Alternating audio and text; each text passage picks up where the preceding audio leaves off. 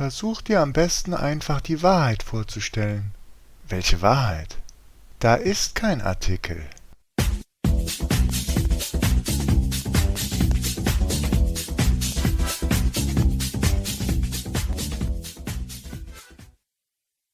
Hello, English-speaking world, all the German learners, I greet you. In this video we'll be looking at the zero article, or Nullartikel in German. The zero article is the absence of an article in front of a noun. Why does this have a name and isn't just called no article then? The reason is that as a general rule, you need to use an article in front of a noun, and if you don't, that has a specific meaning. This is so in English and also in German. You've probably heard the most basic rule regarding this already. No article plus the plural form of a noun means that noun in general. For example, ich mag Katzen. I like cats. It is not a random cat. It is not a specific cat. No, it's cats in general. Schaut gerne Filme. He likes to watch movies. It is not a random movie. It is not a specific movie. It is movies in general. This combination of zero article and plural noun is the most used combination, and it is equal to the plural form of the indefinite article, ein, ein, etc. However, the zero article is also used with nouns in the singular when the noun is uncountable, which means there is no plural form, like with fluids, powders, emotions, or certain abstract ideas. For example, ich trinke Wasser. I drink water. Since it cannot be counted, it can't be a water, and it isn't a specific water either. It just means water in general, even though it is not the plural form. Here are some more examples. Bitte mit Zucker. With sugar, please. Ich habe Hunger. I'm hungry. Literally, I have hunger. Ich habe Durst. I'm thirsty. Literally, I have thirst. Sie braucht Liebe. She needs love. Du hast Glück. You're lucky. Literally, you have luck. Hat Pech. He's unlucky. Literally, he has misfortune. Ihm fehlt Wissen. He lacks knowledge.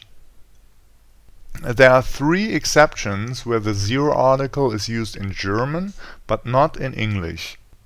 Number one, if you say someone's category or group membership, like his profession, nationality, religion, ideology, or attitude, for example, then in German you use the zero article with the singular. For example, ich bin Bäcker. I am a baker. Ist Student. He's a student. Hans ist Deutscher. Hans is a German. Peter ist Hamburger. Peter is from Hamburg. Du bist Optimist. You're an optimist. Ist Christ. He's a Christian. Number two, when using a vehicle combined with fahren, to drive. It is not a random or a specific vehicle, but the general method of transportation. Ich fahre Fahrrad. I'm going by bike. Will Auto fahren. He wants to go by car. Man kann nicht immer Taxi fahren. You can't always take a taxi. Du kannst Bus fahren. You can take the bus. Number three, when playing an instrument combined with spielen, to play. The general idea of playing this kind of instrument is meant. For example, sie spielt Klavier. She can play or is playing the piano.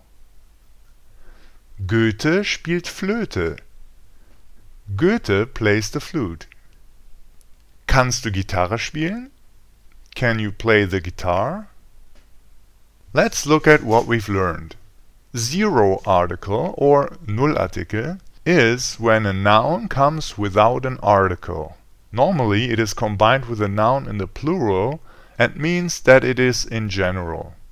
If a noun has no plural form, the singular is used instead, but having the same meaning. This is often the case with fluids, powders, emotions, or abstract ideas. In the following three combinations, the zero article is used in German but not in English. With people's category, like profession, nationality, religion, ideology, and so on. With fahren plus a vehicle. And with spielen plus an instrument. Just to be complete, names of people or places are also nouns, but they usually don't come with articles because that wouldn't make any sense. The missing article of those nouns can technically also be called zero article, simply for the fact that there is no article. Alright, that's it. Please like and share this video, and if you have any questions, write them in the comments and I will try to answer them. Und wie immer, vielen Dank für Ihre Aufmerksamkeit.